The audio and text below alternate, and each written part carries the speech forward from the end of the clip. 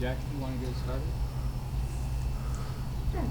Hey, Coach, after watching the film, what did you think of the play from your tight ends? Well, they had a big role in the running game for sure, and did a nice job there. Didn't would love to get the ball more to Gerald. You can see why he's so explosive when he turns and runs with the thing, but. No, Will gets the touchdown pass, comes through, but those guys did a really good job of blocking, which was really the main calling on this night, as the game went. Corbin? Hey, Pete, stopping the run's been an area of inconsistency for you guys this year, but Harris only averaged 3.4 yards per carry yesterday. How'd you feel about the way the front seven held up, and do you see this game as maybe being one that turns the corner a little bit, stopping the run? Yeah, I do think that I think that we did a nice job last night, and they tried hard to get it going.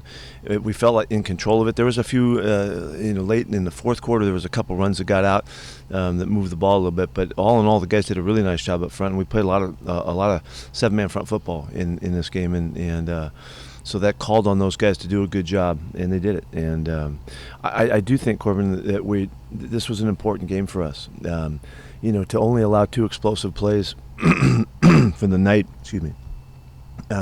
that's a big improvement over what just happened the week before, and it was necessary to get that done, and so I'm hoping that we take a turn. This was not Ben didn't let it be a pass rush game. He just would not hold the football, and so we didn't see numbers there, but we kept them under control for the most part, and I thought it was a good step for us and a necessary step. Michael Sean? Hey, Pete, what's the latest on Darrell? A really positive report. His MRI stuff was clear. His CAT scan stuff was clear. He does not have a neck injury, and he got jammed pretty good. We got to wait and see what it's like, but it may be a little bit more in his shoulder even as we figure it out. But he's not out of the woods of playing this week, so that's a thrilling response to what it looked like and everybody could have anticipated. So we'll see how that goes, and he's got to have a good week to do that. And I haven't talked to Darrell since the MRI stuff came back. I talked to him last night, whenever it was, in the middle of the night. And he was very positive about it and all that. So we'll see what happens. But a really, really good report. And I know a lot of people were really, upset about that, for good reason. And, whenever they take a guy off like that, the threat is so huge. Anyway, he came out great. So we'll hope for the best, and he may have a chance to go this week. One more injury one. How's Alex doing? He got beat on pretty good, cramped up a little bit too. Yeah, a little bit of everything happened, but as far as I know right now, and it's going to take the next couple of days to determine. He just got a lot of wear and tear last night. He played a great football game for us, and he's really tough, and that we'll see what happens. But he didn't have a significant injury. Thanks. Tim? Pete, looking back on it from yesterday, understanding that Pittsburgh's trying to get the ball out pretty quickly with their passing game, how did you feel about the pass rush? And I think you only ended up recording one quarterback hit. Where do you think that stands right now? I don't think this is the game to make a statement about what we are, what we aren't, Tim, because of the just the style of the game and the way we played it up front. We always want to get to the quarterback more, always, and we'll continue to do that. But I don't think this was an indication of pass rush. This was really scheme by them, and Ben just he just wouldn't hold the football. So, and they're the fastest in the NFL, and then on this night in particular, he stayed right with it and didn't let us get close. When we pressured a couple times, the ball was just out, and which we had some pretty good results on, but he did just get the football out of there. So that's the way it went. Art? Pete, your first drive in the second half was the best you've run the ball all season. First, was Jamarco Jones in on that? And second, how much of that is sustainable for the rest of the season in terms of how you ran it? Art, I think that you just saw that was it was just a commitment we made at halftime that this was how we were going to change the game, and that was to rely on the guys up front and pound away at it and see if we couldn't turn it. And the guys did a fantastic job, and I think you saw. We've liked these guys all along, but we have not in any of these games called on them like we did last night, and so it's a really significant step for us, I think, in particularly as Gino is getting his feet on the ground, it's really important that we do a really nice job here, and so we're going to continue to stay with it. But I thought the whole half was significant. I mean, we had we were going to continue to be running the ball pretty well. We had the big holding penalty that was really just so untimely for us, and we were still going in. So I think it was a good turn for us. I think some really good things happened last night in that regard, and in turning both sides of the ball, and I'm hoping that we'll make some headway with it. Regarding Jamarco, was he on that drive? I'm not sure if that's when Damian came out. I don't think so. Does anybody know? Yeah, I don't think so. I can't remember right offhand. I think D-Lou was still in there then. Okay. Thanks. But I didn't think we lost any momentum at all. I thought Jamarco, he battled, and matter of fact, he had a real battle with Cameron Hayward. He was terrific last night, and he was fighting with him all night. Brady? Hey Pete, your optimism. Who or what in your life and when was most influential in shaping that about you? Yeah, that was my mom. She was just the way she was. She was the one that kind of trained me into the thought about something good's just about to happen. I don't take any credit for it at all. I was just influenced by the people around me. My coaches, though, I had coaches that were, for my high school coach, my Pop Warner coach, and those, they were all kind of, I was lucky that they're all kind of the same about that. And just at 2-4 with everything that's seemingly stacked against you, what kind of a challenge does this seem like just for you? Yeah, it is a challenge. It's a challenge for all of us in that this didn't start the way we had planned, and so what's going to happen now, we're, like a year ago, I think we were 5-0 or something like that, and you're flying and going, and you're really feeling all the positive about it. This is a different challenge for us, and we will not be able to call this the story of this season for a couple months. It's going to take 8-10 games before we know what's going on, and it's going to be a long ways down the schedule, and we're going to see there's a lot of things that will happen around the league, and we got to take care of our business. But it's as is always the case, postponing judgment is really a powerful tool if you have it, and that's what we have to do. We got to take one game at a time, just like we know how to do, but we got to really stay focused on that and just postpone what this story is going to be, and we know that's the truth, but it's hard to do, and so that's what we're going to go about doing, and so it's a challenge. I got to lead the charge, and I'm gonna kick ass on that. Greg? Related to that, it's cliche, Pete, but do the players feel the urgency any more than any other given week, being where you guys are right now? It's just natural that you do, I mean, you could say, that you can wash out all of the elements, but it's just natural that you do, and I think it's really important that we don't let that disrupt the way we prepare and operate, because it can turn the way you respond, react, and in a direction that can work against you. I mean, when you over try, you're not acting like you're capable of acting. You're acting like something else, and you can't predict the outcome when that happens. And so it's a major point for us to stay within ourselves and do what we're capable of doing. And now with Russ coming back, whenever, really working with Gino and making sure that we support him properly and give him all the tools he needs. And that means that the defense has got to play well, and kicking game, everybody means that's how it is, I've always, let me take a little sidebar here for you. I think one of the things that made sense to me a while ago was what Coach Walsh had done with West Coast offense, which is a long forgotten all but approach to football. But he realized a long time ago that the game is really, really hard for the quarterback. And he did everything he could in every way that he could possibly do it to make it easier for the quarterback to function at a high level. And that's where all of the principles came from.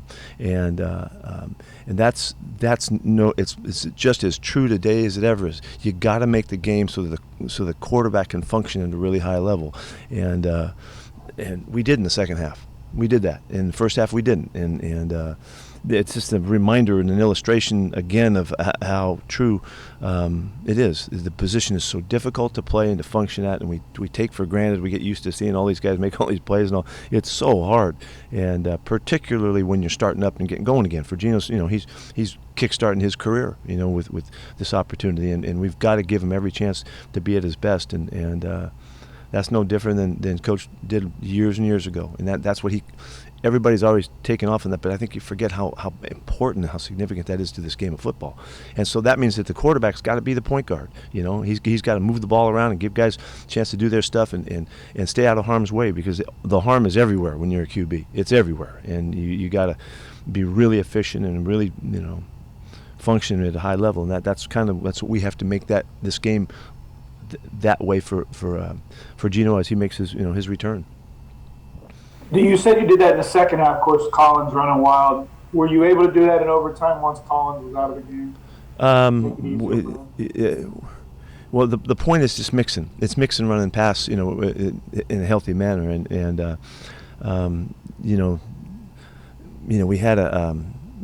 we had like a drive and a play, so we didn't get it done as well as we'd like to, Bob? Yeah, Pete, you said on your radio show this morning you guys had reached out to Cam Newton. Is that something you would still be considering, or are you happy with kind of your quarterback situation right now? Or well, we're doing everything we can with everybody that's available always, and so I talked to him a couple times, and just trying to see what was going on in his world and all that, and we're wide open and continuing to compete with that, and there was nothing to be done then, and we're really counting on Geno to do the job, and that's how the conversation went with him too. We were counting on Geno to do the job and all that. So, so we'll see. We'll see what happens. I don't know what's going to happen next. And you expect Rashad Penny back this week? Is he able to kind of jump right in and be? Yeah. Be unlimited in what he can do. Yeah, I talked to Rashad last week. But I think I told you guys that, in looking forward to this week coming up, that he needed to have a great week last week, which he did, and he's had a number of weeks. The last 3 weeks have been really good for him. He is raring to go, and there won't be any restrictions on him unless the workload, builds up on him, and I'm hoping that that's not going to be the factor because of the way he's prepared. It's extremely important that he comes back to us now and helps out, in the running game and all that. And I'm really excited for him. It's been a long year and a return and all of that for him. It's been really frustrating for him, and he's really raring to go. Masvita?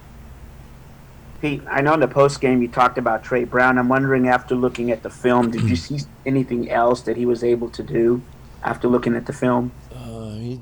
He did really well. He played really well. He had a couple big hits, covered well when he had his chances. He was right where he was supposed to be. And I've said this a lot to you guys. It's a lot to ask of a young guy, but he gives you the sense that he really has a really terrific feel for playing the position. And so he's going to, he helped himself. He's going to play more. And how important is it, a guy comes in like that, just to have patience and listen in terms of staying within the system? Some guys more than others, it depends on the individual. Trey's been, it just hasn't been hard for him. It's been very, very comfortable for him to adjust to what we're talking about. He played on the line of scrimmage a great deal in college, and he knows how to do that and how to mix his man and zone stuff. And I'm hoping that we can just continue to develop him. He's going to make plays. He's going to make things happen out there just by doing the right thing. And he's a tough guy, so I like that. Curtis? Yeah, Pete, the success you did have on the ground there early in the second half, is that something you feel like you can build upon here, coming off of what you saw, the success you had in it, the way it kind of flowed together? Is that something you saw as something you can stack on top of each other and push forward with? Yes, we have to do that. That's going to make the difference in this turn right here. It's going to make a big difference in all phases. It affects everything about our game, and this is nothing new. We're not recreating the wheel here. We've been able to demonstrate how you play football in that style, and it just hasn't quite caught on yet. With this last night was really obvious. It couldn't have been more obvious. How well our guys could come off the football up front, how efficient we could be, how many points you can score, and also how you can be explosive.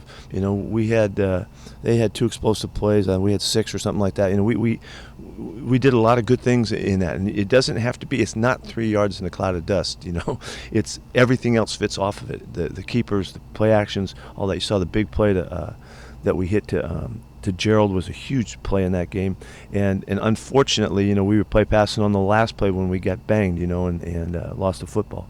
But you know, it just makes our style come to life, and I thought it really felt awesome to see our guys play like that, and so we're going to go for it, and this is a really good time for us to focus. Gino will benefit from that as well at the quarterback spot, like we've been saying, and we love playing that way. I know once upon a time, I think it was the Dallas game in 2011, you talked about Marshawn and the way you got the running game going then was a big factor of how you wanted to push the offense. I don't know if you feel like this is any bit similar to that or all. I do. Yeah, I do. I really do feel that. I think you're right on point, and it couldn't have been more obvious, you know, and Shane jumped right on it and did a great job to adjust and you know, we were talking about it all night, you know, on the plane and on the bus and everything about how it fits together and how it felt and all that kind of stuff and how we want to build from it. So it was it was a good turn for us. Maybe, you know, not too late. Let's go. Couple more. Greg?